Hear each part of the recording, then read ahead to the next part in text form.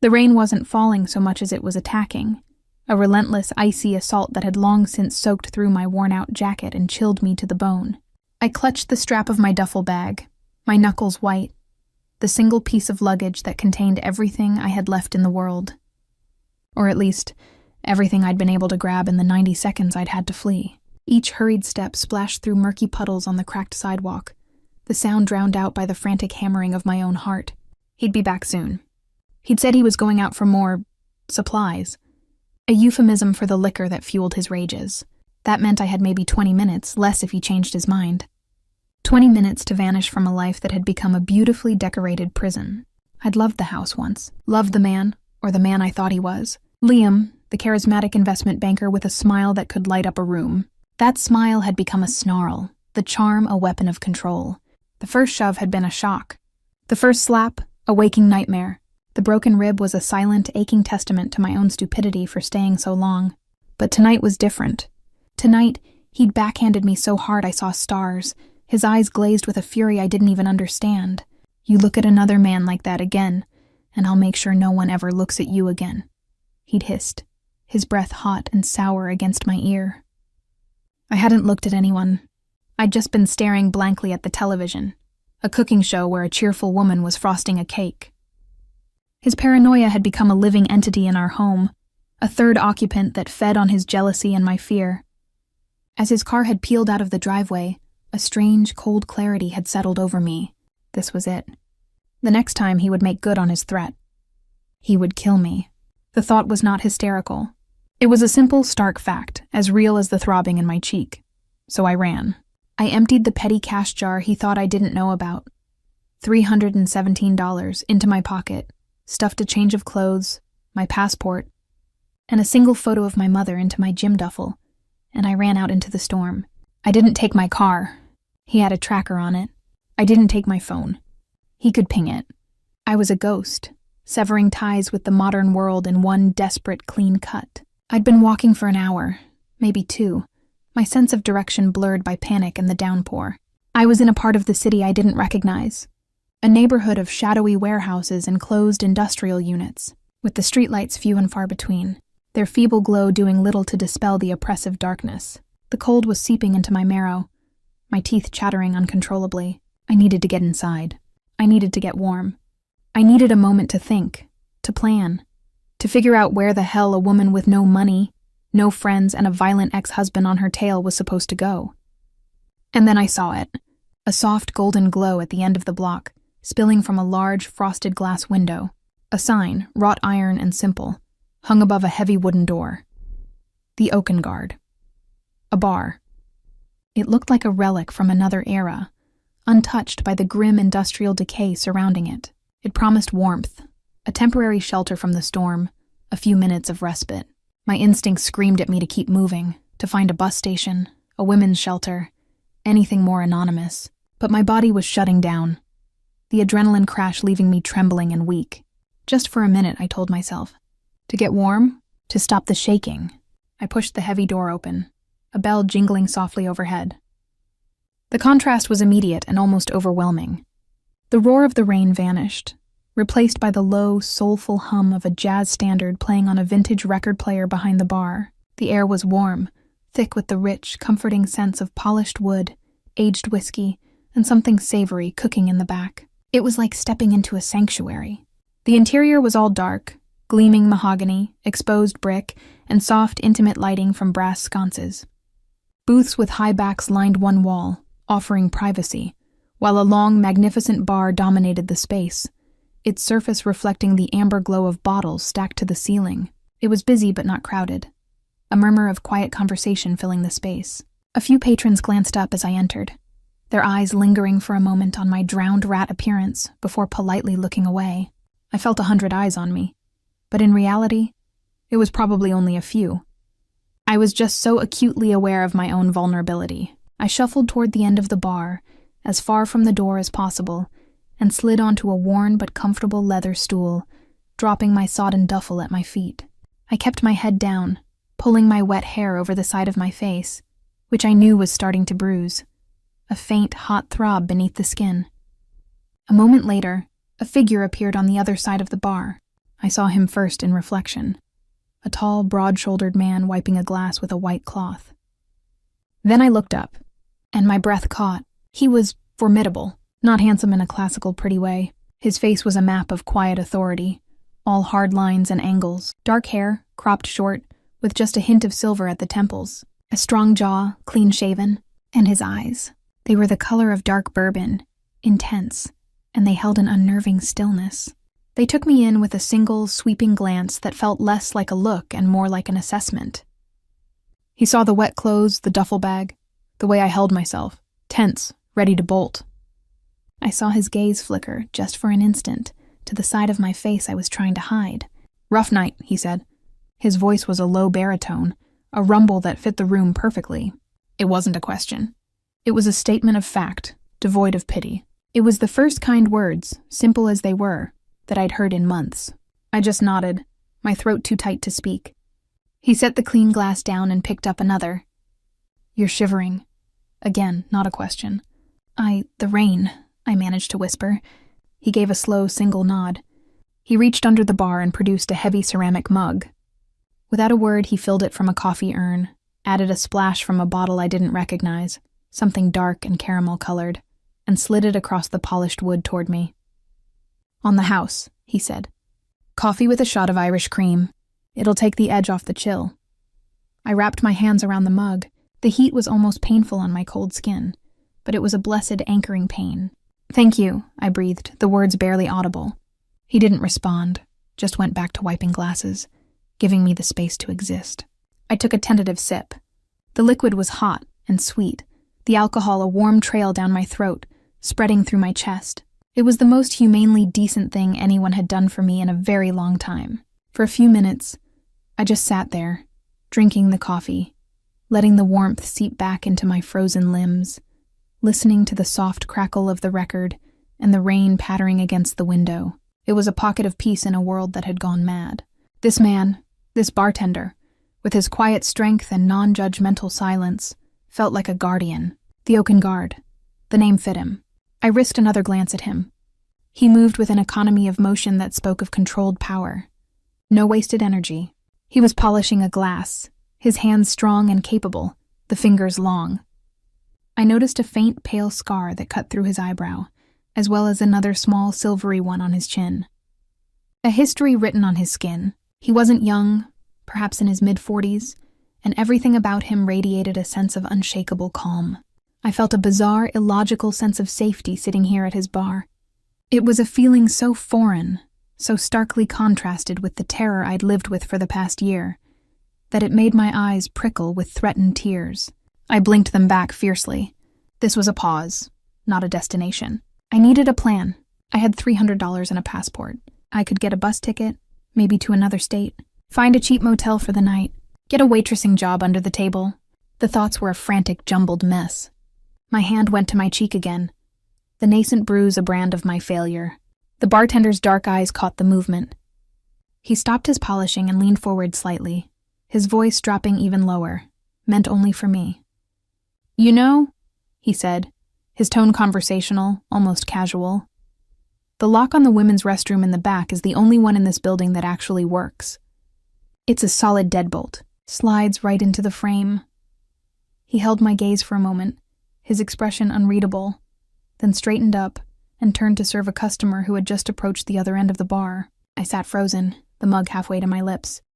It wasn't an offer of help. It wasn't a declaration. It was a piece of information, delivered neutrally, but the implication was as clear as the crystal glasses he was cleaning. He told me that if I needed a place to hide, even for a few minutes, one was available. A place with a lock, a place where I could be safe. The simple, profound understanding in that gesture shattered the last of my composure. A single hot tear escaped and traced a path through the rain still drying on my cheek. I quickly wiped it away, my heart pounding for a different reason now. Not just from fear, but from a fragile, blooming hope. I had found a sanctuary, and its keeper was a man with the eyes of a soldier and the soul of a guardian angel, or so I thought. I didn't move for a long moment, just held the warm ceramic of the mug as if it were the only solid thing in a world that had turned to liquid fear. The bartender's words echoed in my mind. A solid deadbolt. It was a specific, deliberate detail. He wasn't just being friendly. He was offering a particular kind of sanctuary. He recognized the look of a hunted animal because he'd seen it before. The thought should have chilled me. But instead, it solidified my decision. I needed to use that lock. I needed a few minutes alone to pull myself together, to assess the damage in the mirror, to breathe without feeling like every pair of eyes was a potential threat. Sliding off the stool, I grabbed my duffel bag. The weight of it, pitiful as it was, felt grounding. I avoided looking at the bartender, not out of ingratitude, but because I feared I might see pity in his eyes, and that would undo me completely. I made my way toward the back of the bar, past the quiet hum of conversations and the clink of glassware. The hallway was dimmer, lit by a single shaded sconce, the air smelling faintly of disinfectant and old wood. I found the door marked with a simple, elegant brass W and slipped inside, my heart doing a nervous little tap dance against my ribs. The moment the deadbolt slid home with a heavy, satisfying thunk, the tension that had been coiling my shoulders into a permanent ache began to ease. I leaned my forehead against the cool wood of the door, closing my eyes and taking my first deep, shuddering breath since I'd fled the house. The silence in here was different from the bar. It was absolute, a vacuum. For the first time in hours, I was truly alone. No Liam, no Rain. No judging or sympathetic stares. Just me and the frantic rhythm of my own panic, slowly beginning to decelerate. After a minute, I forced myself to turn and face the mirror. The sight made me wince. I looked ravaged. My usually neat blonde hair was a tangled wet mess, plastered to my head and neck. My makeup, what was left of it, was smudged into dark shadows under my eyes, which themselves were wide and glassy with residual terror. And my cheek, a faint, reddish-purple bloom was spreading just below my left cheekbone, the skin slightly puffy. It was the ghost of the blow, a promise of the ugliness to come. I looked like a victim. The realization was a bitter pill. I had promised myself I would never be this woman, the woman with the shadowed eyes and the carefully hidden bruises. Yet here I was. Anger, hot and sharp, cut through the fog of my fear. Anger at Liam for what he had done. Anger at myself for letting it happen, for being so blind, for staying as long as I had. I turned on the tap, the water rushing out cold and clear. I cupped my hands under the stream and splashed my face, again and again, as if I could wash away the memory of his hand, the sound of his voice, the entire last year of my life. The cold was a shock, a baptism. I patted my face dry with a rough paper towel, the abrasion feeling like a punishment I deserved. I tried to finger-comb my hair into some semblance of order, but it was a lost cause. I looked at my reflection again, trying to see past the bruise, past the fear. Who was I underneath all this? Ilara Vance. I was 28 years old. I had a degree in graphic design, which I hadn't used in 2 years because Liam had insisted it was a hobby, not a career. I used to love painting, long autumn walks, and the smell of old books. I had a laugh that my best friend Chloe used to say could wake the dead. I tried to remember the last time I'd really laughed. I couldn't. A soft knock on the door made me jump, my heart leaping into my throat. For a terrifying second, I was sure it was Liam, that he'd found me, that his smooth, charming voice would seep through the wood. Ilara, open up. We need to talk. But the voice that came through was the low, calm baritone of the bartender. Everything all right in there? He asked, his tone neutral, non-threatening. I swallowed hard, my mouth dry. Yes, fine. Thank you. The words came out as a croak. I've put your bag behind the bar. It's safe there, he said. Then after a beat, take your time. His footsteps receded down the hall. I let out a breath I didn't realize I'd been holding. He'd moved my bag. Another simple protective gesture. He knew I wouldn't want to leave it unattended. The level of his perception was unnerving. Who was this man? He moved like a predator, but acted with the quiet care of a protector. The contradiction was fascinating, a puzzle that momentarily distracted me from my own dire circumstances. After a few more minutes, I decided I couldn't hide in the bathroom forever. I had to face the world, or at least the small, warm world of this bar. I unlocked the door and stepped back out into the hallway, feeling marginally more composed. The bruise on my cheek was still there, a glaring testament to my situation. But the wild panic in my eyes had receded. replaced by a weary resolve. I returned to my stool at the end of the bar. My duffel bag was indeed gone, tucked away somewhere out of sight. A fresh mug of coffee, steam gently rising from its surface, sat waiting for me. The bartender was at the other end, drawing a pint for a regular, his movements fluid and efficient. He didn't look at me, nor did he acknowledge my return.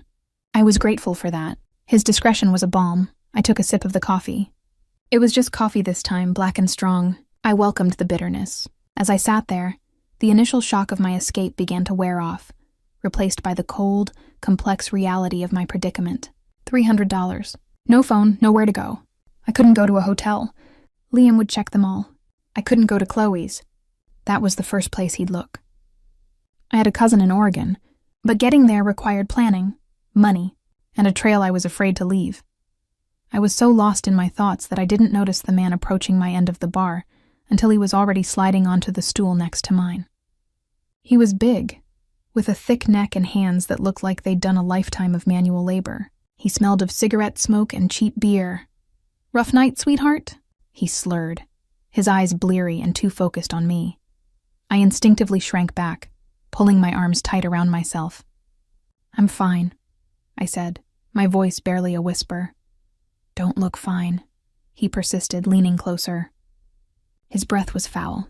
"A pretty thing like you, all alone and looking so sad. Why don't you let me buy you a real drink? Cheer you up." "No, thank you," I said, more firmly this time, turning my body away from him in an apparent dismissal. He didn't take the hint. He reached out a meaty hand, intending to pat my arm. "Oh, come on now. Don't be like that."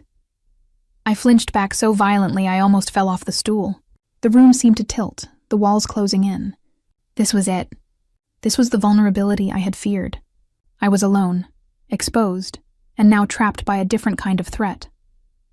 Before his hand could make contact, a shadow fell over us. The bartender was there. He hadn't moved with any particular speed, but he was just there. His presence was so immediate and immense that it seemed to suck the air out of the space around us. "Problem, Leo?" the bartender asked. His voice was still quiet, but it had changed. The calm was still there, but it was the calm of deep, still water over a powerful current. It wasn't a question. It was a command.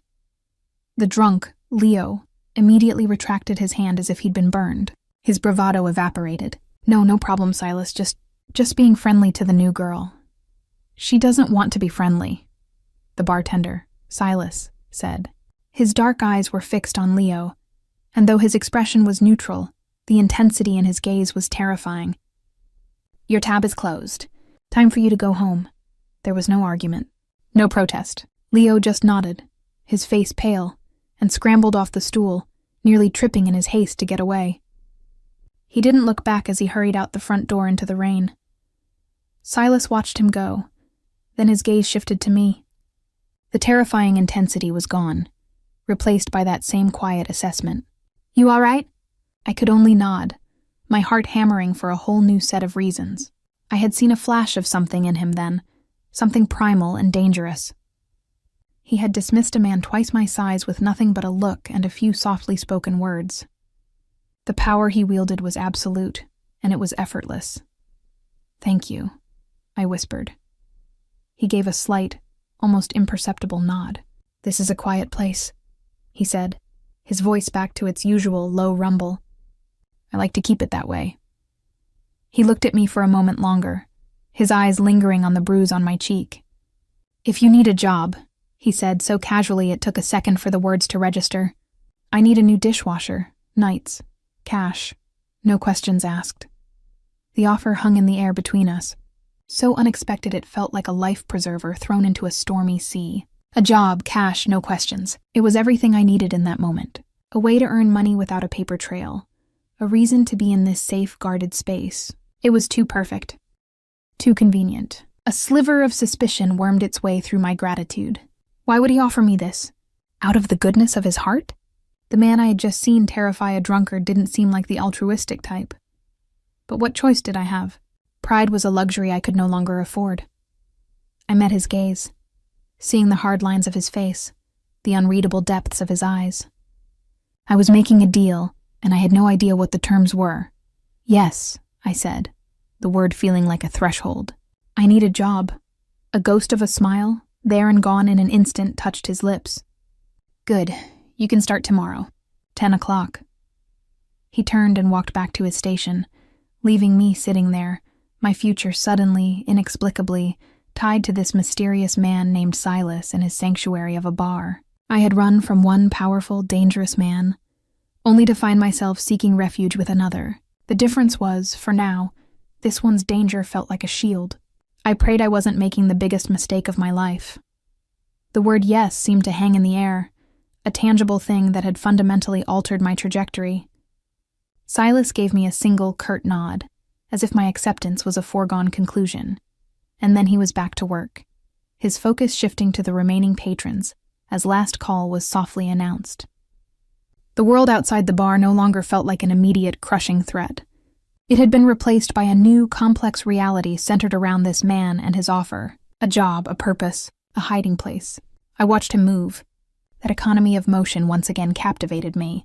He wasn't just serving drinks. He was presiding. A king in his dimly lit kingdom of mahogany and brass. The customers, a mix of blue-collar workers and a few well-dressed suits, treated him with a deference that bordered on reverence. It was more than just respect for a good bartender. It was the kind of respect you give to a man who commands unspoken authority.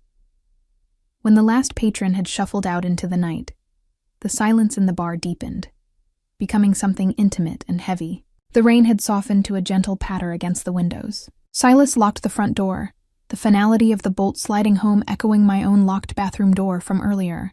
He moved through the space with practiced ease, gathering glasses, wiping down surfaces, his back to me.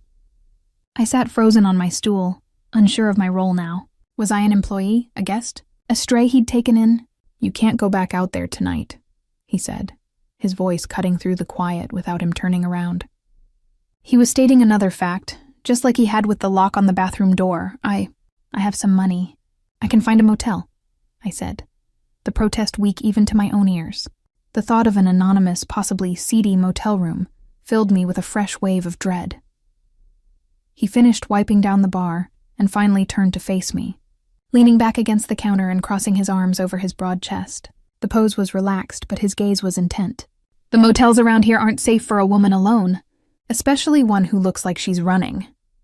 He paused, letting the accuracy of his assessment sink in. There's a room upstairs, small, private. It has its own entrance from the back alley. You can use it.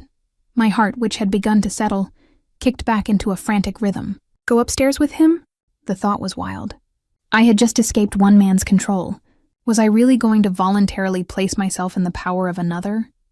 A man who radiated a danger I couldn't even quantify? My eyes must have betrayed my panic, because something in his expression shifted, not to offense, but to a weary understanding. The lock on that door works. 2, he said, a dry, almost imperceptible note of humor in his voice.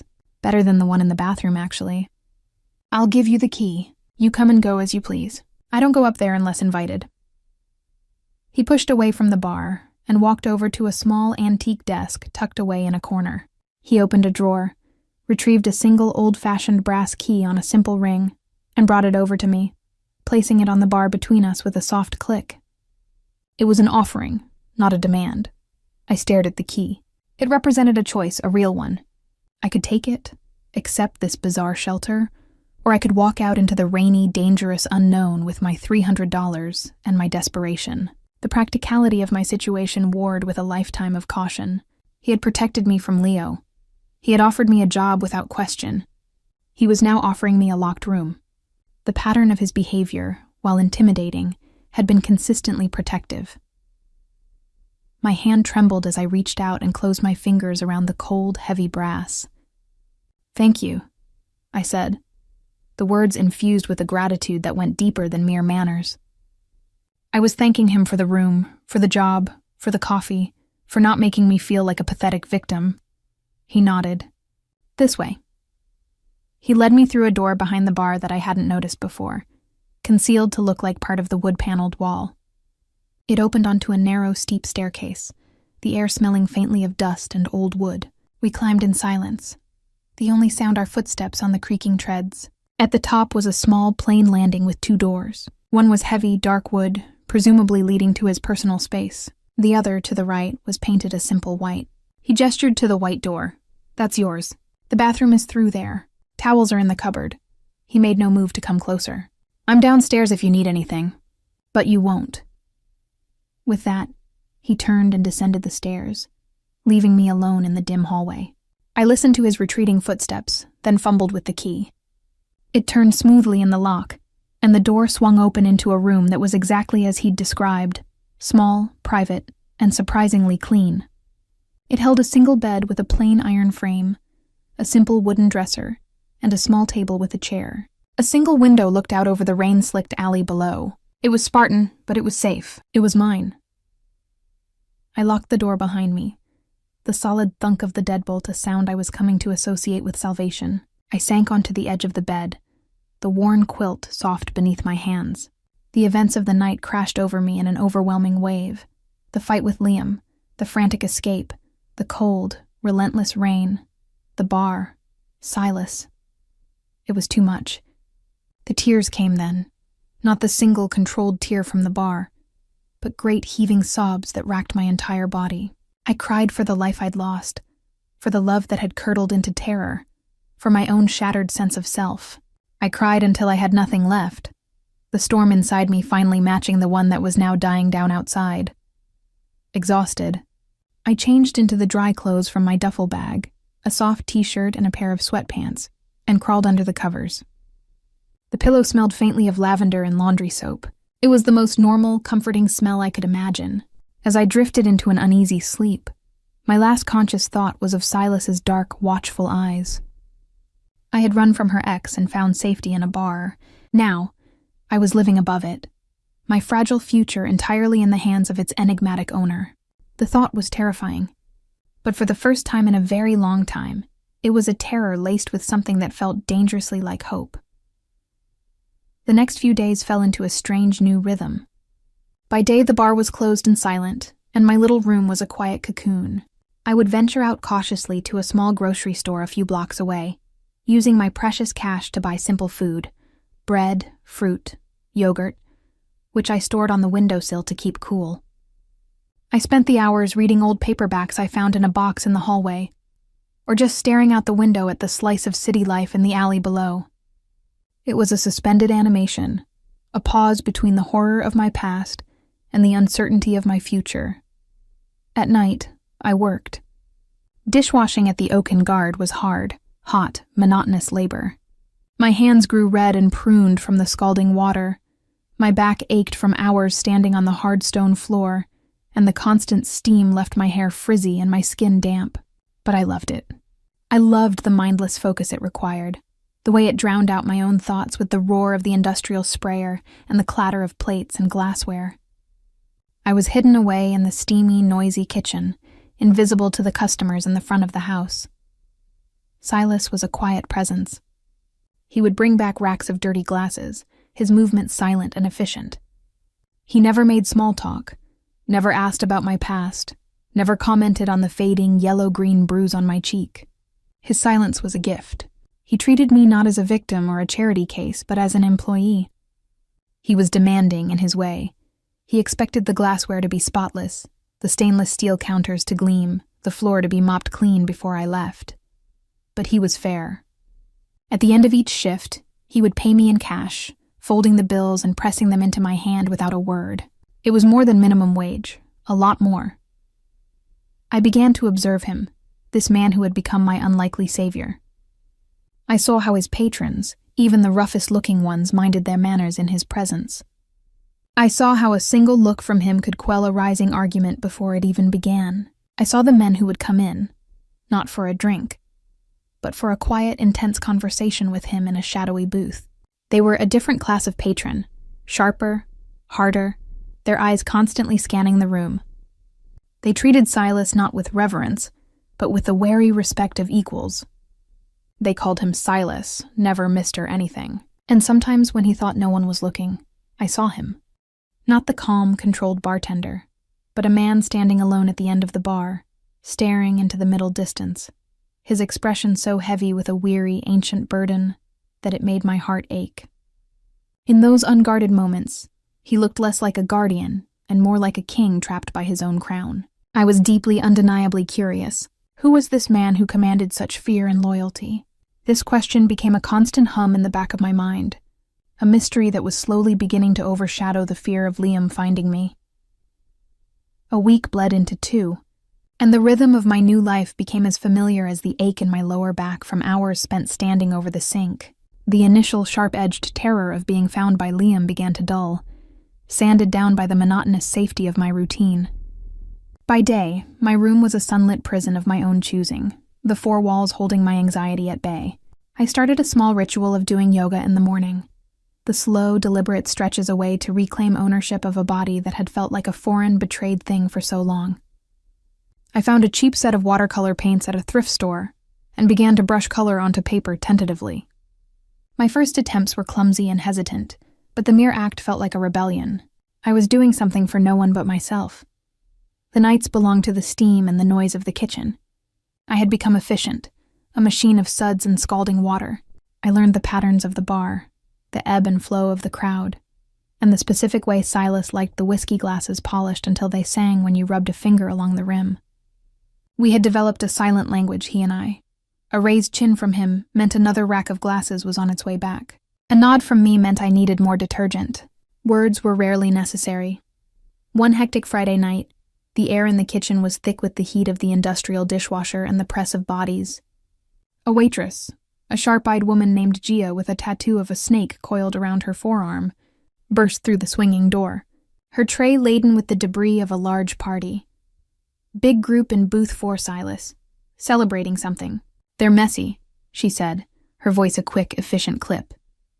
Silas, who was measuring out a complex cocktail, didn't look up. See that Alara gets priority on their table, he instructed, his voice calm amidst the controlled chaos. The use of my name, spoken so casually in a directive, sent a small, unwarranted thrill through me. He knew my name. Of course, he knew my name. He'd hired me.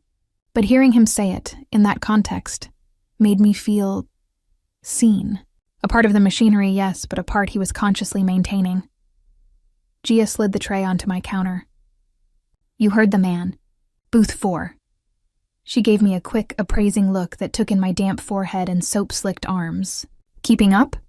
I'm fine, I said, already plunging the first of the sticky, sauce-smeared plates into the near-boiling water.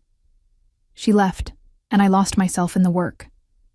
It was during a rare lull, as I was wiping down the now clean counters, that I saw him. Through the small circular window in the swinging door, I had a direct sightline to booth 4, and there, laughing, holding a glass of amber liquid as if he owned the world, was Liam.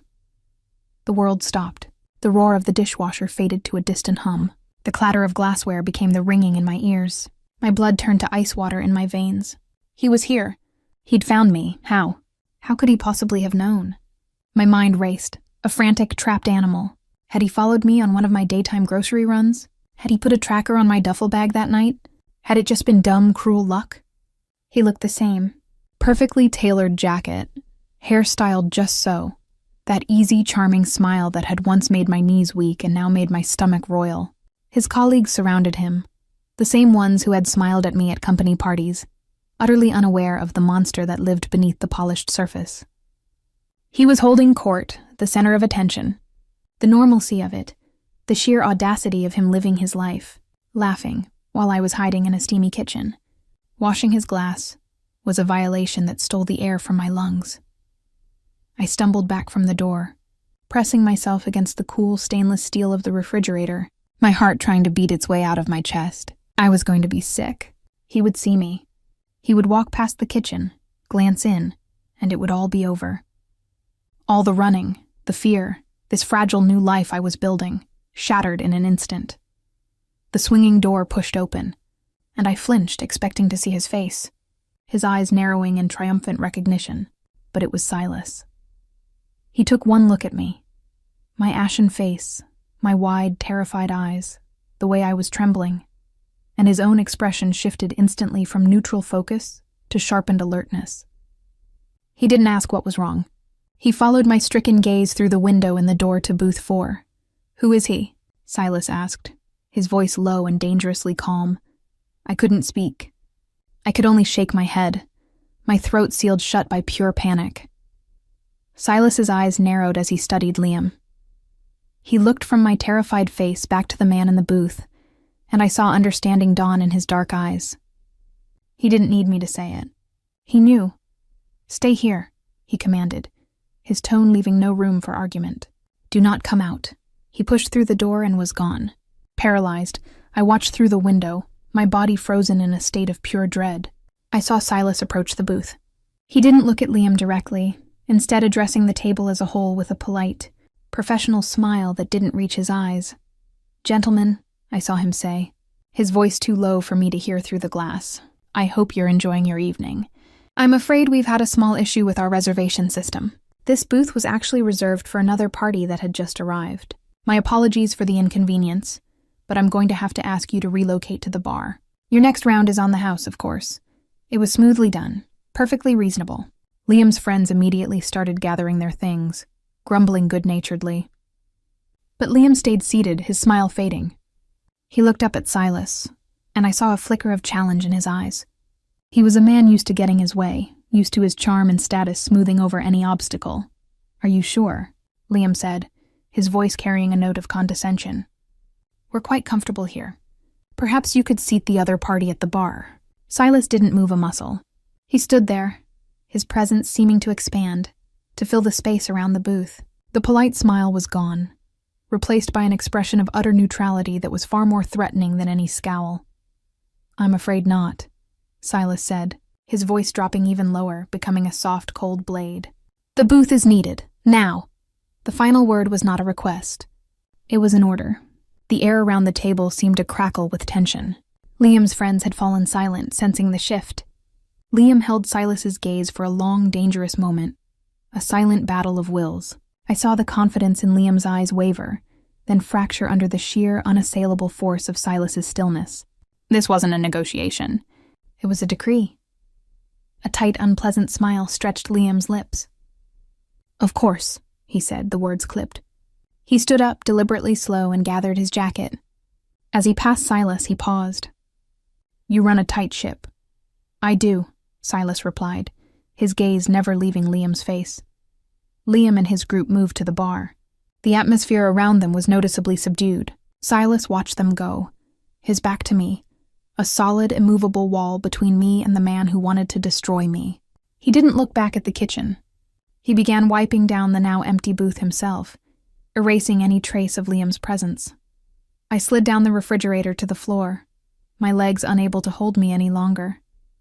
The tears came, hot and silent, a mixture of residual terror and overwhelming, soul-deep gratitude. He hadn't asked for an explanation. He hadn't hesitated. He had seen my fear and had acted with a swift, decisive power that Liam, for all his bluster, couldn't hope to match. In that moment, Silas wasn't just my employer or my landlord. He was also my friend. He was my protector, and the depth of my reliance on him, a man I still knew almost nothing about, was both terrifying and the only thing that felt real in my shattered world. I don't know how long I sat on the cold kitchen floor, the gritty texture of the tiles pressing into my legs, the residual heat from the dishwasher a ghost on my skin. The world had narrowed to the sound of my own ragged breathing and the frantic thrum of my pulse in my ears. The encounter had lasted less than 5 minutes, but it had carved a canyon through my newfound sense of security. Liam had been here in my sanctuary. He had breathed this air, touched a glass I would later wash. The violation was profound, a psychic stain that made me want to scrub the entire bar down with bleach. The swinging door creaked open and I flinched, scrambling backward like a crab until my back hit the cabinets. It was Silas. He stood there for a moment, his large frame filling the doorway, his expression unreadable. He didn't come closer, didn't offer a hand. He looked at me, taking in the tear tracks on my cheeks, the wild fear in my eyes, the way my whole body trembled. "He's gone," Silas said, his voice low and steady, an anchor in my churning sea of panic. "He won't be coming back." The certainty in his tone was absolute. It wasn't a hope or a reassurance. It was a statement of fact as immutable as the laws of gravity. I wanted to believe him more than I had ever wanted anything in my life. How can you be sure? The question was a choked whisper. A shadow passed behind his eyes, something dark and knowing. Because I made myself very clear. He didn't elaborate. He didn't need to. The memory of the silent, brutal power exchange at the booth was enough. Liam, for all his aggression, had recognized a superior predator. He paid his tab. He left with his friends. He won't be back in my establishment. My establishment. The words were a claim, a boundary drawn in steel. This was his territory, and he had just defended it and defended me.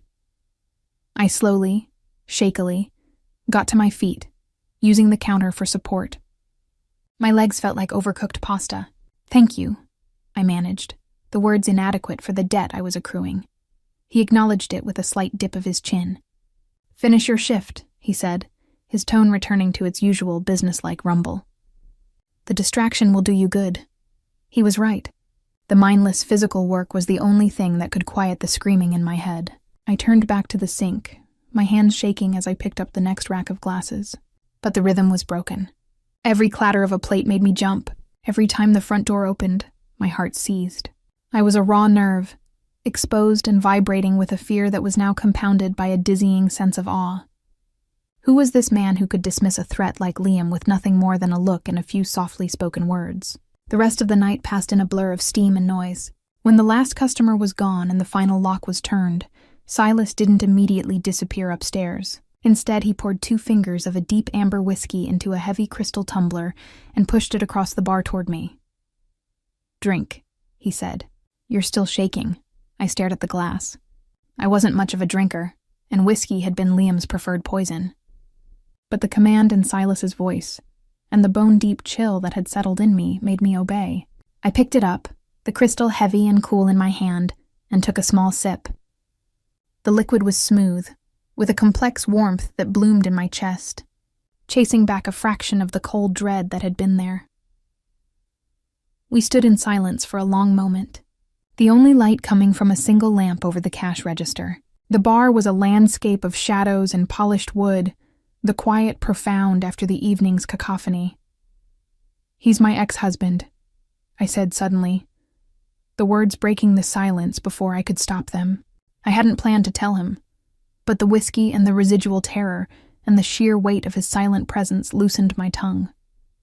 Liam, he wasn't always like that. Or maybe he was, and I was just too blind to see it. It started with words, criticism, then isolation, then the hands. I gestured vaguely toward my cheek, though the bruise was long faded. I left a month ago. Silas didn't respond immediately. He took a slow sip of his own drink, his dark eyes fixed on me, listening with an intensity that was both unnerving and cathartic. Men like that, he said finally, his voice a low gravel. They don't see people. They see property. You cease to be his, so he wants to break you, to prove he still can. He swirled the whiskey in his glass. The world is full of men who believe their money or their name makes them kings. They're the most dangerous kind of coward. The insight was so sharp, so accurate, it stole my breath. He understood the psychology of it, the sick mechanics of control. It wasn't the reaction of someone who was merely sympathetic. It was the understanding of someone who had seen this pattern before, perhaps many times. How did you... I trailed off, not sure how to finish the question. How did you know what to do? How did you know how he would react? How do you understand this so well? A grim, almost imperceptible smile touched his lips. I've been dealing with entitled men my whole life, Alara. They're all the same. They only understand one language, power. And they only back down when they meet a greater force. He set his empty glass down with a definitive click. You're safe here. Get some sleep. He turned and walked toward the back, leaving me with my half-finished whiskey and a head spinning with more questions than answers. The encounter had changed everything. The fragile barrier between employer and employee, between benefactor and recipient, had been irrevocably shattered. He had stepped into my nightmare and reshaped it with his will. My gratitude was now a living, breathing thing, tangled with a fear that was no longer of Liam, but of the depths of the man who had protected me. I had seen a glimpse of the power he wielded, and it was as terrifying as it was mesmerizing. I finished the whiskey, the warmth doing little to settle the new, restless curiosity coiling in my stomach. Who was Silas, really? And what kind of man makes a wanted mafia boss look like a safer bet than an investment banker? The days after Liam's appearance took on a new, sharper texture. The fear didn't vanish, but it mutated. The immediate gut-clenching terror of being dragged back to my old life was now overlaid with a low, humming anxiety about the nature of my new one. Silas had become more than just a quiet, intimidating presence. He was a puzzle I felt compelled to solve. My observations of him, once passive, became a focused study. I noticed things I hadn't before. The way certain men would enter the bar, not for a drink, but for a sealed envelope that was passed under the counter with an almost artistic subtlety. The way Silas's phone, an old, rugged-looking model, would vibrate with a specific pattern, and he would retreat to his small office, the low murmur of his voice speaking in Italian too rapid and fluid for me to catch more than a few words.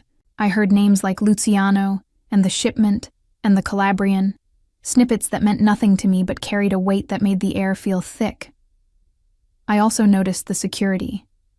It wasn't obvious, but once you knew to look, it was everywhere.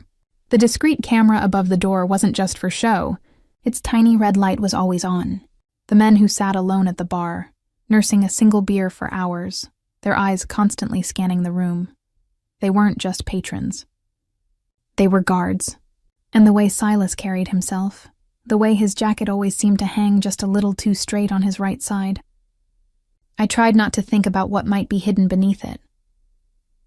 One afternoon, during the dead hours between lunch and dinner, I was restocking the glassware behind the bar, a task Silas had recently entrusted to me. He was in his office, the door slightly ajar.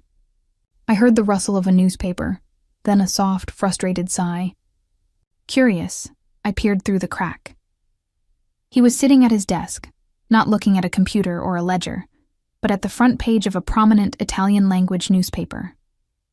The headline was dominated by a grainy black-and-white photograph of a man with a strong jaw and dark, piercing eyes. The caption beneath it was in Italian, but one word stood out, bold and terrifying: ricercato, wanted. And the man in the photograph was Silas. My blood ran cold. I froze, a highball glass clutched in my hand, my breath trapped in my lungs. The image was unmistakable. It was a younger him, his hair longer, his face less lined. But the eyes were the same, those intense, bourbon-dark eyes that saw everything. Wanted. The word echoed in the silent, empty bar, screaming inside my head. All the pieces, the strange deference, the whispered conversations, the undercurrent of danger, the absolute authority, they all snapped into a horrifying, crystal-clear picture. I must have made a sound, a sharp intake of breath, the scuff of a shoe on the floor, because his head snapped up. His eyes met mine through the crack in the door. There was no surprise in them, no anger. Just a weary resignation, as if he had been waiting for this moment, dreading it. For a long, suspended second, we just stared at each other. The air crackled with the unsaid. I saw the truth in his gaze, and he saw the dawning, terrified comprehension in mine. He slowly folded the newspaper, his movements deliberate, and placed it in a drawer, which he locked with a minor key. He stood up and walked to the door, pulling it fully open. He filled the frame, his presence suddenly feeling less like protection and more like a cage. "Ilara," he said, my name a soft warning on his lips. I took a stumbling step back, the glass in my hand slipping. It shattered on the floor between us, an explosion of sharp, glittering fragments. The sound seemed to break the spell. I was standing in a room with a wanted man, a criminal, a mafia boss. The stories I'd dismissed as neighborhood gossip were true. The safety I had felt was an illusion, a gilded cage whose bars were now visible. I have to go, I stammered, my voice trembling. I started to back away, my eyes fixed on him, expecting him to stop me, to grab me, to do something to ensure my silence. But he didn't move. He just stood there watching me, his expression a complex mask of regret and that unshakable calm. "Where will you go?" he asked, his voice quiet. "Back to him?" The question hit me like a physical blow, stopping me in my tracks. Back to Liam, the man who had bruised my skin and broken my spirit? Or out into the city, alone, with $300 and a face that was known to a man who would never stop looking? I looked at the shattered glass on the floor, a metaphor for my newly broken reality. I looked at Silas. Silas the bartender, who had given me coffee and a job and a locked room. Silas, the protector who had stood between me and my nightmare without a moment's hesitation. And now Silas, the wanted man, whose face was on the front page of a newspaper in a language I didn't understand. Terror warred with a bizarre, stubborn logic. He had had countless opportunities to harm me. He had done nothing but help me. He was a criminal, yes, but was he a monster? The man who had quietly ensured I had a deadbolt and a job was the same in that photograph. The contradiction was paralyzing. Who are you? I whispered the question, laden with all my fear and confusion. He took a slow step forward, careful not to step on the broken glass. I am the man who gave you a key, he said, his gaze intense, unwavering. I am the man who ensured you would never have to flinch again. The rest is just noise, Alara. It does not change the facts between us. He was offering me a choice, just as he had the first night. I could run from this new, more dangerous truth, or I could stay and accept all of him, the guardian and the criminal, the bartender and the boss. My heart hammered against my ribs, a frantic bird in a trap. I looked toward the front door, the path to a familiar kind of danger. Then I looked back at him, at the man who represented a danger I couldn't begin to comprehend. The silence in the bar was absolute, waiting for my decision. The silence stretched, thin and taut as a wire about to snap. I could hear the faint, frantic thrum of my own pulse in my ears, a drumbeat measuring out the seconds of my indecision. The shattered glass on the floor between us was a sparkling, dangerous river separating two worlds. On one side was the door, the rainy street, the known terror of Liam. On the other side was Silas, a different kind of terror, a vast and unknown darkness, but one that had, so far, felt like shelter. His question echoed in the hollows of my mind. Where will you go?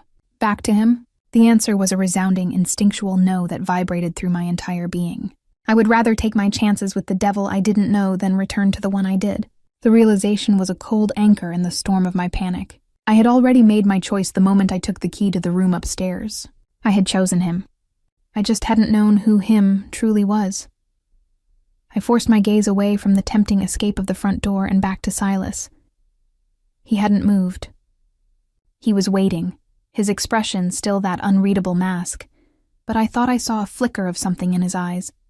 Not hope, exactly, but a profound curiosity. He was wondering what I was made of. Slowly, deliberately, I took a step forward, then another, carefully navigating around the glittering shards of the glass I had dropped. I stopped a few feet from him, close enough to see the fine lines at the corners of his eyes, the tiny, silvery scar that cut through his eyebrow. The air around him felt charged, electric. The facts between us, I repeated, my voice steadier than I felt. Which are, that you are under my protection, he said, the words absolute and straightforward. That no one, not your ex-husband, not a rival, not the police, will touch you while you are here. That is the only fact that matters. It was a breathtaking, terrifying claim. He was placing himself above the law, above any other authority. And I believed him. After seeing the fear in Liam's eyes, after witnessing the effortless way he commanded this small kingdom, I thought he could do it. And what does your protection cost? I asked the question, a necessary one. Nothing in this world was free, especially not from a man like him. For the first time, a real emotion broke through his calm facade. It looked like offense, sharp and quick, there and gone in an instant. It cost nothing, he said, his voice dropping, becoming softer and somehow more dangerous. I am not your husband. I do not deal in debts of that kind. He looked at me, his gaze so intense it felt like a physical touch. I protect what is mine. That is my nature. You walked into my world, Alara. That made you mine to protect. The transaction is complete. You walked into my world. That made you mine. The words should have felt like a collar snapping shut. Instead, they felt like a shield being placed in front of me. It was a primal, possessive logic that bypassed all my modern sensibilities and spoke directly to the raw, terrified creature I had become. I was his, not as property, but as a responsibility. A part of his territory. It was a twisted form of chivalry, a code from a darker age. I looked down at the broken glass, then back up at him. "I should clean this up," I said softly. He studied me for a long moment, and then he nodded, a single slow dip of his chin. The tension in the room eased, the immediate crisis averted. A decision had been made. I was staying. I fetched a dustpan and brush from the closet, my hands trembling only slightly as I knelt to sweep up the shards. He didn't help, but he didn't leave either. He stood watching me, a silent sentinel. When I was done, dumping the fragments into the trash with a final soft clatter, he spoke again. "The man in the newspaper," he said, his voice matter of fact, "is a ghost. He no longer exists. The man I am now is the one you see, the one who owns a bar, the one who offered you a job." It was both an explanation and a warning. He was drawing a line. He was acknowledging the truth I had seen, but telling me in no uncertain terms that it was a closed book. I was to live in the present with him, not in the past of that grainy photograph. "I understand," I said. And to my own surprise, I found that I did. The past was a dangerous country for both of us. My past held Liam in a life of subjugation. He held whatever had led to that headline. We were both hiding. The difference was that his hiding place was a fortress, and he had allowed me inside the walls. The rest of the day passed in a strange, new silence. It wasn't the comfortable quiet we had shared before. It was a heavy, loaded thing, filled with the words we weren't saying. Every glance, every movement, was now infused with this new knowledge. When he handed me a rack of clean glasses, our fingers didn't brush. When I mopped the floor, he gave me a wider berth. The easy, unspoken rhythm was broken, replaced by a cautious, mutual reassessment. That night, lying in my bed upstairs, I stared at the ceiling, the events of the day playing on a loop behind my eyes. Wanted. The word was a brand on my mind. I thought of the power he wielded, the men who answered to him, the sheer scale of the life he must have led.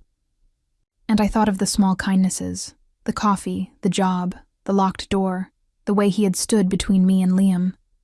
The fear was still there, a cold knot in my stomach. But intertwined with it was something else, something darker and more compelling, a fascination, a thrill. I was living in the lion's den, and the lion had not only allowed me to stay, but he had declared me under his protection. It was the most terrifying and the most secure I had ever felt. I had run from a man who wanted to break me, and I had found a man who would break the world for me. The thought was as horrifying as it was seductive, and as I finally drifted into a fitful sleep, I knew one thing for sure. My life would never be simple again. The week that followed was a masterclass in unspoken agreements and carefully maintained boundaries. The bar operated with its usual smooth efficiency, but the space between Silas and me was now charged with a new electric awareness. We were like two actors who had stumbled off the script and were now improvising a scene with no director. He was the same quiet, commanding presence, but I watched him now with a scholar's intensity, searching for cracks in the facade of the simple bartender, for glimpses of the wanted man beneath. I saw it in the way he held a knife to cut a lime for a cocktail. The grip was too sure, too practiced, more like someone who knew how to use a blade for something other than fruit. I heard it in the way he sometimes slipped into Italian when speaking with Gia, or one of the regulars who clearly belonged to his inner circle, his voice taking on a harder, more guttural cadence. I felt it in the way the air would change when a particular kind of car pulled up outside, the way his shoulders would tense almost imperceptibly before he relaxed, recognizing the occupant as a friend, not a foe. He, in turn, watched me, not with suspicion, but with a quiet, analytical curiosity. He was waiting to see if I would break, if the knowledge I now carried would make me skittish, if I would look at him with fear in my eyes. I was determined not to give him the satisfaction. I threw myself into my work with a renewed fervor, scrubbing pots until they gleamed, organizing the storeroom with military precision, ensuring that my corner of his world was flawless. It was my way of proving my worth, of showing him that I could handle the truth, that I belonged here, in this strange, shadowy sanctuary. One evening, as I was hauling a heavy bag of trash out to the dumpster in the back alley, I stumbled, the weight of the bag throwing me off balance. I braced for a fall, but a firm hand shot out and steadied me, his grip firm on my upper arm. Easy, Silas's voice rumbled from behind me. I froze, his touch sending a jolt through me that had nothing to do with fear. His hand was warm, his fingers encircling my arm completely. It was the first time he had touched me since that first night, when he'd stopped Leo. This was different. There was no threat, only support. A simple human contact that felt more intimate than it should have. "I've got it," I said, my voice a little breathless. He didn't let go immediately. "You don't always have to carry the heavy things yourself, Ilara," he said, his voice low, meant only for me in the dim alley. The word struck a chord so deep it felt like a physical vibration. It was what my mother had always told me a lifetime ago. Tears, sudden and unexpected, pricked at the back of my eyes. I had been carrying heavy things for so long, first the weight of Liam's expectations and rages, and now the weight of Silas's dangerous truth. The idea that I might not have to bear it all alone was a dangerous seduction. He finally released my arm and took the heavy bag from me as if it weighed nothing, tossing it effortlessly into the dumpster. He turned back to me, his face shadowed in the dim light from the back door. "You have questions," he stated. It wasn't an accusation. It was an invitation. We stood in the cool, damp air of the alley, the sounds of the city a distant hum. This was it. The line he had drawn was being blurred. He was offering me a glimpse behind the curtain. "I do," I admitted, my heart thudding against my ribs. "But I'm not sure I want the answers." "A wise woman," he murmured, a hint of approval in his tone. He leaned back against the brick wall, crossing his arms. "The world you come from is black and white. Right and wrong. Good and evil." He gestured vaguely toward the street, toward the city beyond. "My world is all shades of gray. Sometimes the only choice is between a bad decision and a worse one. The man in that newspaper, he made choices he had to live with. The man I am now makes different ones." "It's not that simple," I whispered, echoing my own words from our confrontation. "It never is." He looked at me, his dark eyes gleaming in the shadows. "But this is simple. You needed a safe place. I provided it. That is the beginning and the end of the story between us. The rest is history." But it wasn't the end. It was a new beginning. He was offering me a narrative, a way to frame our bizarre relationship that allowed me to sleep at night. He was the protector. I was the protector. The rest was irrelevant. And in that moment, standing in a dirty alley behind a bar that was a front for God knew what, it was a narrative I was desperately willing to accept. "Okay," I said softly. He pushed off from the wall. "Okay," he repeated. He held the door open for me, and I walked back into the warm, familiar scent of the bar, feeling as though I had just crossed a threshold far more significant than the one made of wood and glass. We had negotiated a new peace, one built on a foundation of dangerous truths and deliberate ignorance. I had accepted his protection, and in doing so, I had accepted him. All of him. The bartender, the protector, the ghost. The lion had invited me deeper into his den, and I had willingly stepped forward. The new understanding between us settled like dust after a storm, coating everything in a fine, manageable layer. The bar was no longer just a place of work.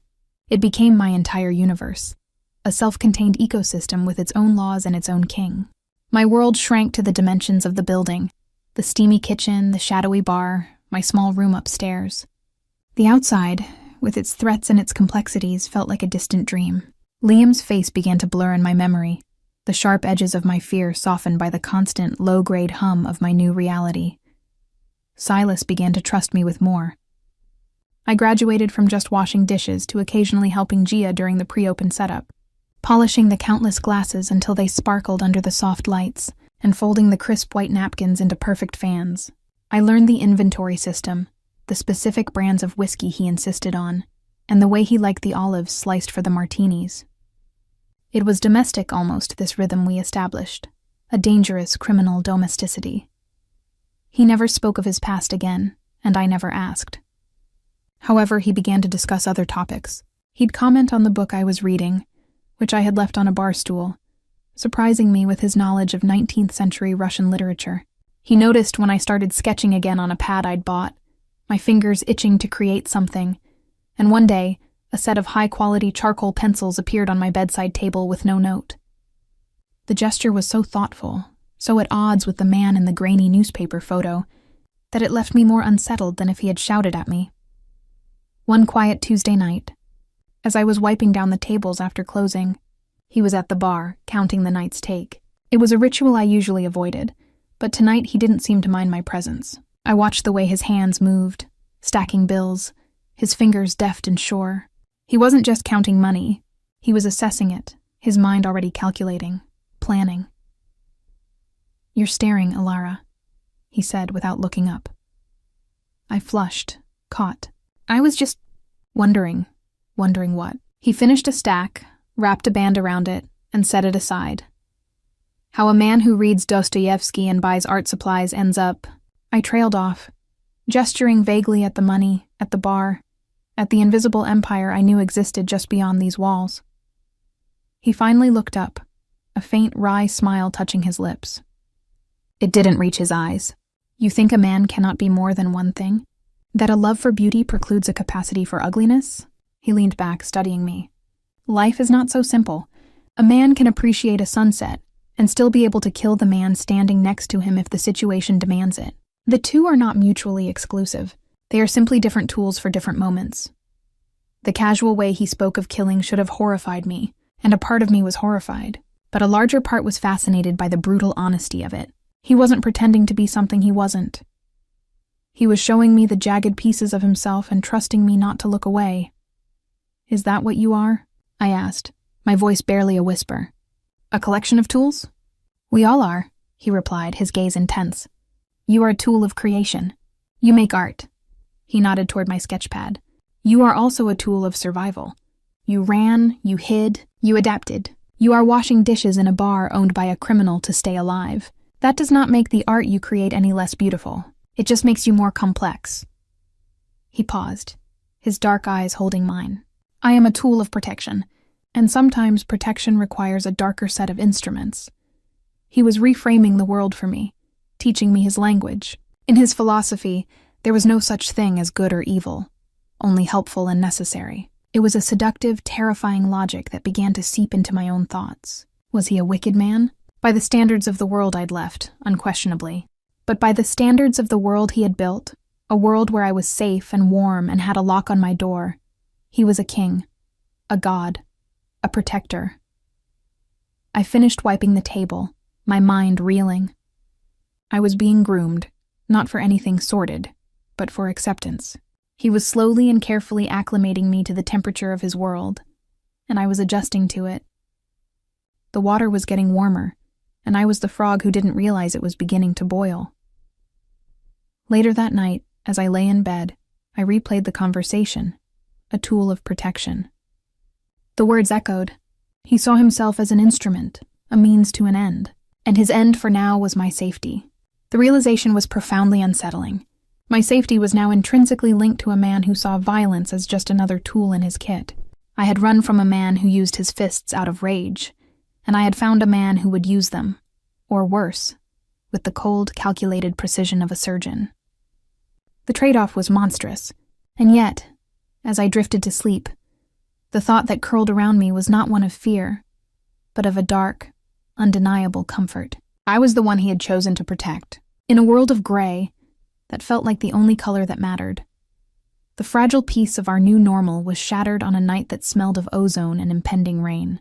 It was late, past closing, and I was sweeping the back hallway, the rhythmic swish of the bristles a soothing sound. Silas was in his office, the door closed, but I could hear the low, urgent rumble of his voice. He'd been on edge all evening, his usual calm demeanor stretched taut over a hidden tension. The air in the bar had been thick with it, a silent alarm that only those who knew him well could sense.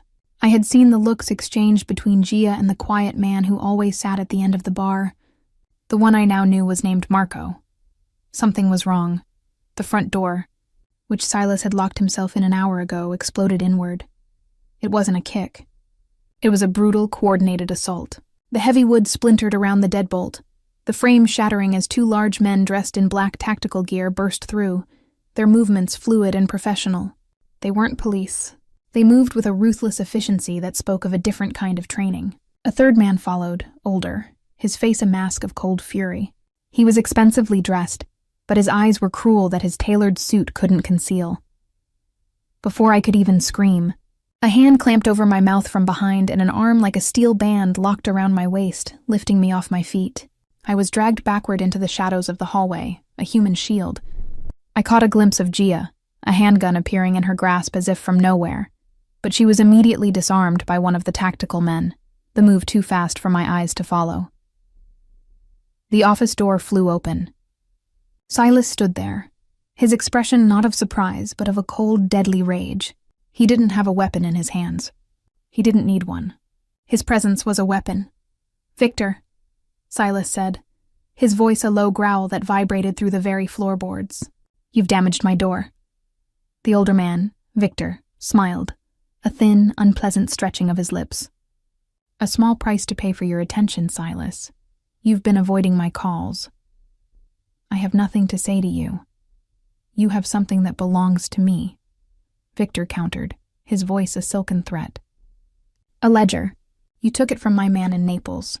I want it back. I have no idea what you're talking about. Don't insult my intelligence." Victor's gaze swept the room, then landed on me, still held tight in the grip of one of his men. His eyes lit with a predatory interest. "And who is this? I heard you'd taken on a stray. She's prettier than your usual hired help."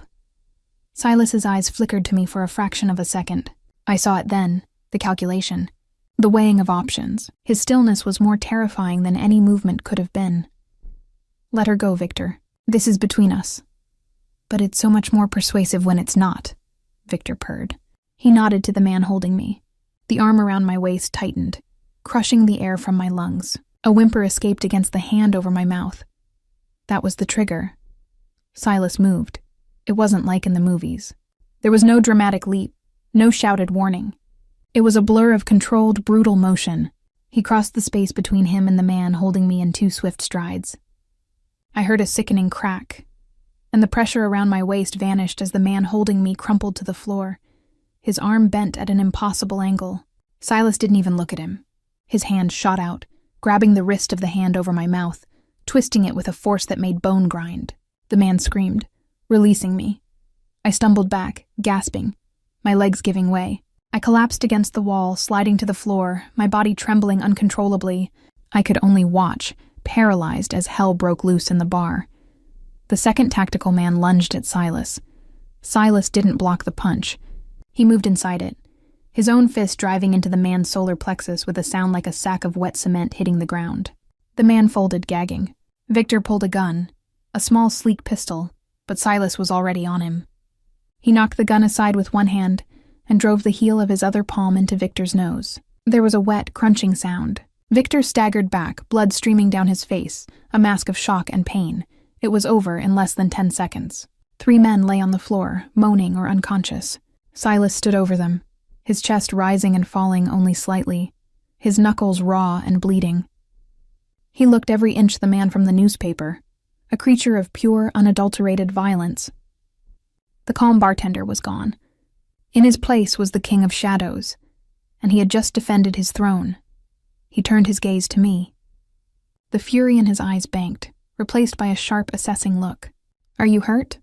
I could only shake my head, my voice gone, stolen by the sheer, terrifying speed of what I had witnessed. He walked over to me, stepping over the groaning form of the man who had held me. He didn't touch me. He just stood there, looking down at me where I huddled on the floor. "Look at me, Alara." I forced my eyes up to his.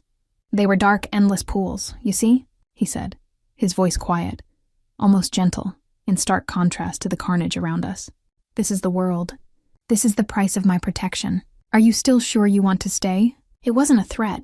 It was the most honest question he had ever asked me. He was showing me the actual cost of the safety I had been clinging to. The blood on his hands was the currency of my sanctuary, and as I looked from his battered knuckles to the cold certainty in his eyes, I knew my answer. I was more afraid of the world outside his protection than I was of the violence required to maintain it.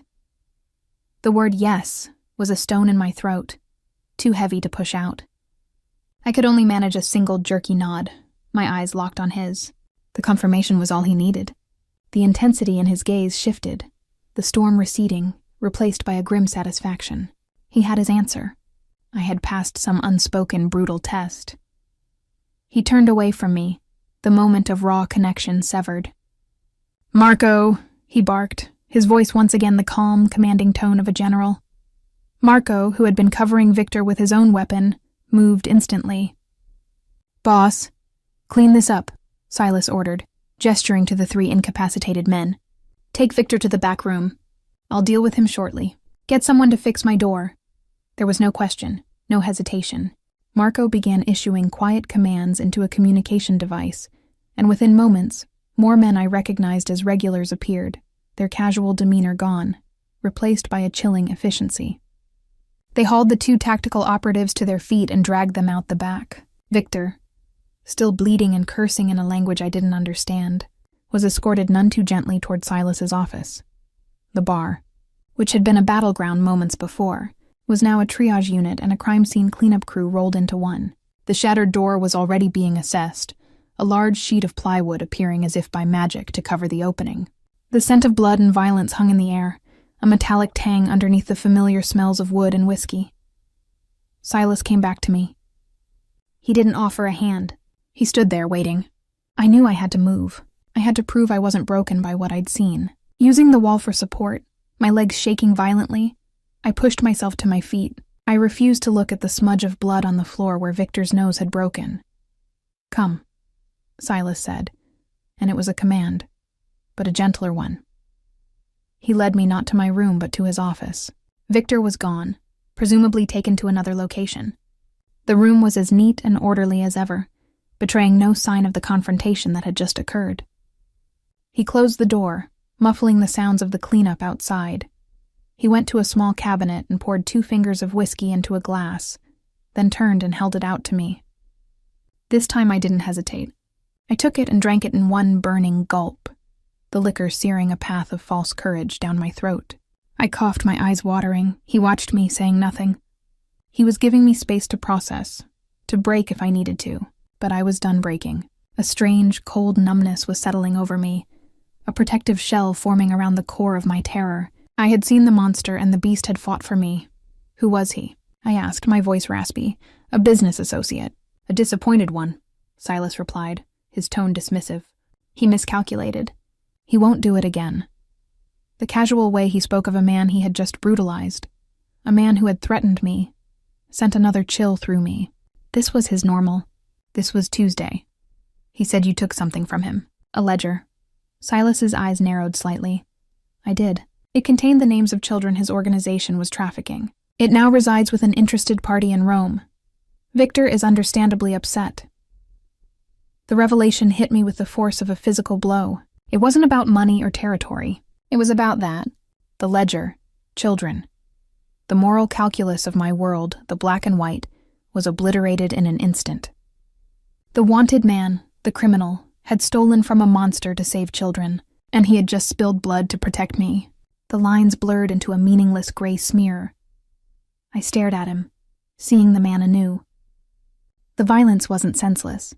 It was a tool, just as he'd said, a dark, brutal tool, but one he wielded with a purpose I couldn't begin to fathom. He was a paradox wrapped in an enigma, a saint and a sinner sharing the same skin. "Why are you telling me this?" I whispered. "Because you asked," he said, "and because you deserve to know what you are choosing to be a part of. The violence, the danger, it has a purpose, Alara. It is not random. It is the cost of doing business in a world that has no rules. My rules are the only ones that matter here." He was letting me see the engine room of his soul. It was dark, loud, and terrifying, but driven by a code, a twisted, brutal morality that made a terrible kind of sense. He protected what was his, and in his eyes, that now included me, and it included nameless, faceless children across an ocean. I set the empty glass down on his desk with a soft click. The numbness was receding, replaced by a weary, profound acceptance. I had run from a man who caused pain for pleasure. I had found a man who caused pain for a purpose. The difference was everything. "I'm not leaving," I said, my voice firm now, my gaze steady on his. A slow, genuine smile, the first I had ever seen from him, touched his lips. It transformed his face, softening the hard lines, revealing the ghost of the man he might have been in another life. It was more devastating than his anger had been. "I know," he said softly. "Now get some rest. Tomorrow we have a new door to break in." He turned back to his desk, the conversation clearly over. I left his office, walking through the bar where men were already scrubbing the floor. The world had shifted on its axis once again. The wanted Mafia boss was a savior. The violent criminal had a code. And I, Alara Vance, the runaway wife, was now a willing citizen of his dark, dangerous kingdom. And for the first time since I'd fled into the rain, I felt not like a victim, but like I had come home. The new door was installed by noon the next day. A heavier, more formidable piece of oak with reinforced steel at its core. It was a silent proclamation of the previous night's events. A scar that had already healed into something more substantial. The bar opened as usual, the patrons none the wiser to the violence that had temporarily stained their sanctuary. Life in Silas's world went on with a ruthless, pragmatic rhythm. My own rhythm had changed. The last vestiges of the woman I had been, the one who flinched at loud noises and saw threats in every shadow, had been burned away in the crucible of that confrontation. A new, harder woman was emerging in her place, one who understood the price of safety and was willing to pay it. A week after Victor's visit, Silas found me in the storeroom, counting bottles of gin. "We're going out," he said, his tone leaving no room for discussion. I looked up, surprised. In all my time here, I had never left the bar with him. "Out where?" "A change of scenery," was all he offered. An hour later, I found myself in the passenger seat of his black sedan, a vehicle as quiet and powerful as its owner. Marco was driving, his eyes constantly scanning the surroundings in the rearview mirror. We didn't speak. The cityscape eventually gave way to rolling hills, and finally, to a high wrought iron gate that swung open at our approach. The house that revealed itself was not the modern fortress I had imagined, but a beautiful old-world villa, nestled amongst cypress trees and overlooking a serene lake. It was elegance, not intimidation, though I had no doubt its security was absolute. He led me through airy rooms filled with art and sunlight, onto an expansive terrace. The view was breathtaking, a panorama of tranquil water and manicured gardens. It was a world away from the dim, whiskey-scented bar. "This is yours?" I asked, my voice hushed. "One of them," he said, standing beside me at the stone balustrade. "It's quiet here. I thought you might appreciate the quiet." He was giving me a glimpse of another layer, a life beyond the oaken guard. This wasn't the lair of a monster. It was the home of a man of immense quiet taste. The contradictions that defined him were staggering. "Why are you showing me this?" I asked, turning to face him. He looked out at the lake, his profile stark and handsome against the setting sun. "Because you have seen the darkness, Alara. It is only fair you see there is light, too." He finally turned his head, his dark eyes capturing mine. "This can be your life if you choose it. Not hiding in a room above a bar. A life. A real one." The offer was vast, implicating a future I had never dared to envision. It wasn't just safety he was offering anymore. It was a world. His world. And what would that make me? I asked, my heart a frantic drum against my ribs. "Your employee? Your guest?" He took a step closer, closing the distance between us. The air crackled with the weight of the unspoken. "It would make you mine," he said, his voice a low, possessive rumble that was not a threat, but a vow. "And I would be yours. A partnership, on my terms, in my world, but a partnership nonetheless." He was not a man who begged. He was a man who stated facts, and the point was he wanted me to stay. Not as a stray he was sheltering, but as a part of his life. The wanted Mafia boss was offering me his heart, a dangerous, complicated, and fiercely protected thing. I looked at him. At the man who had offered me a locked door, a job, and the brutal truth of his protection. I thought of the violence he was capable of and the children he had saved. I thought of the fear I had lived in, and the terrifying peace I had found with him. The choice was no choice at all. I had already decided. I reached out, my hand trembling only slightly, and placed it on his chest. I could feel the steady, powerful beat of his heart beneath my palm. It was the heart of a killer. It was the heart of a protector. It was the heart of the man I, against all reason and sanity, had fallen for. "Yes," I said, The word simple, final, and utterly true. His hand came up to cover mine, his fingers strong and warm. He didn't smile, but the look in his eyes was one of profound, possessive triumph. He leaned in and his lips met mine. The kiss was not gentle. It was a claiming, a sealing of our fate. It was filled with the promise of darkness and the warmth of light. A perfect reflection of the man himself. I had run from her ex and found safety in a bar, only to realize the owner was a wanted Mafia boss. And in the end, I had chosen to stay. Not because I was safe, but because I was finally, completely, and terrifyingly home.